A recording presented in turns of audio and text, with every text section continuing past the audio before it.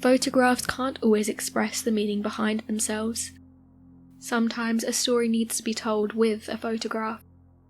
The interactive and enlightening engagement which can come from a photograph is awe-inspiring. So today, here at Unexplained Mysteries, we'll be taking a look at 3 interesting photographs which illustrate a bigger story.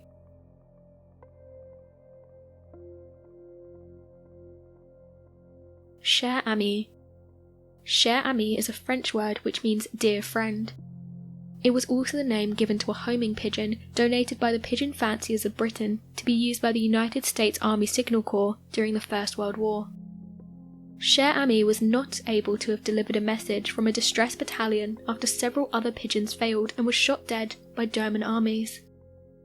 The encircled battalion was also known as the Lost Battalion, and they were the 9 companies of the 77th Division, which had roughly 554 men. It was led by Major Charles W. Whittlesey. The battalion during the war unknowingly found themselves in German forces after the other units that were meant to support the Lost Battalion had been stalled. The Lost Battalion began to run out of food and ammunition alongside different attacks from the German forces. This left only 194 of them alive, uncaptured and unwounded. Major Charles W. Whittlesey, after most of his dispatch riders were captured and killed. They then began to send messages through pigeons. 2 pigeons before the Cher ami were equally shot dead by the German forces. They had different notes respectively, which read, "Many wounded, we cannot evacuate," and "Men are suffering, can support be sent?" The artillery batteries which were to support and protect the Lost Battalion out of the misinformation as regards their exact location targeted the battalion, which led to the dispatch of the 3rd pigeon, Cher ami. She held a note which read, "We're along the road parallel. Our own artillery is dropping a barrage directly on us." Upon seeing the pigeon flying out, the Germans as usual opened fire and shot her down, with the bullet blinding her eye. It also caused her great injury to the leg, which barely left her leg hanging. In that same devastating state, only a matter of seconds later, the pigeon was back in the air, reaching her destination in just 25 minutes and dispatching her message. This eventually saved the lives of the remaining 194 survivors. However, it lost her leg. It did give her a wooden leg carefully carved out, as well as a medal for her heroic deeds. The Haunted USS Watertown. The story of the Haunted USS Watertown has scared some who believe it, and have rebutted others who have debated its credibility. They claim the era the event took place was one where people maliciously cooked up supernatural and paranormal stories to score cheap public recognition and attention. The Haunted SS Town revolves around 2 men. These are James Courtney and Michael Meehan. They were both crewmen on the SS Watertown, but unfortunately for the duo, they lost their lives while performing their duty. As tradition demanded, they were buried at sea, and the whole crew managed to move on with their lives. Rumours even have it that James Courtney and Michael Meehan were not so loved by the other crew members. This would mean that the news of their death wasn't as painful to them as it should have been. The 2 crewmen who died were said to have not been on good terms with the other crew members. When they died, none of the other crew members made a speech, nor gave a sound as their final words. James Courtney and Michael Meehan died in December 1924 while cleaning an empty cargo. It's near certain they would have shown displeasure about the job due to how unpleasant it was. Unfortunately for the pair, they lost their lives in the discharge of their official duties. They were overcome and overshadowed by fumes, and before any help would be rendered to them, the fumes would emerge from an empty cargo tank and claim their lives. It's been affirmed that Michael Meehan was the one that died first from the fumes of the empty cargo tank. This is because his body was found wrapped in that of James Courtney. The scenario suggests that probably after Meehan died, James Courtney tried saving his life by dragging him to safety before Courtney himself died. As much as the deceased weren't so loved by their colleagues, the opposite seems to be the case for Meehan and Courtney to their colleagues. The crew members began to report seeing the faces of their dead colleagues in the water and waves of the ship.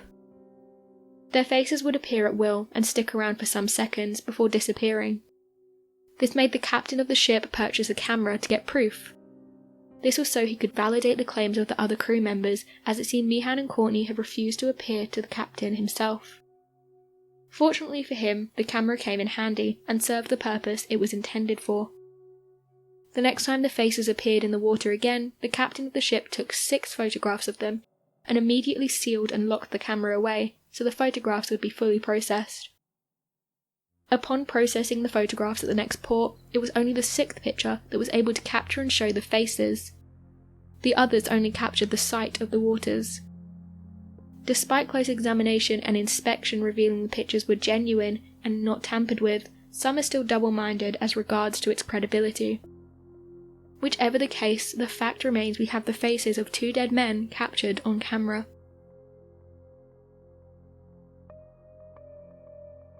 The real war horses.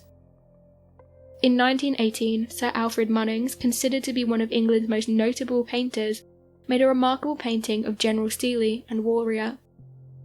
The painting, however, denotes deeper meanings than just the mere sight of a soldier on a horse. The painting depicts a very great friend of Winston Churchill, General Jack Steele, saddled on a horse, Warrior, battling on the Western Front. While Warrior eventually came back from the war unhurt, several other animals that also played one role or another didn't make it back alive.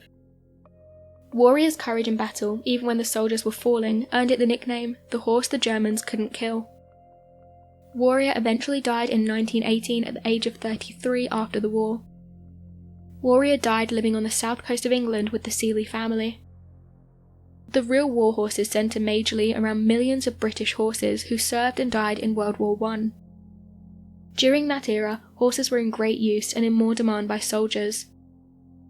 As many of foot soldiers played a significant role in the war, horses too were not left out, and their input eventually led to the victory of the Allied forces. The National Army Museum reports that horses were a major backbone of the Allied forces in winning the war. It also notes that more than 1 million horses and mules were used in total.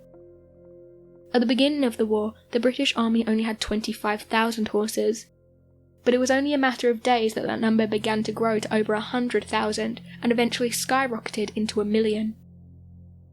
The British purchased horses from Canada, the US, Uruguay, Tennessee, and several other parts to participate in the war.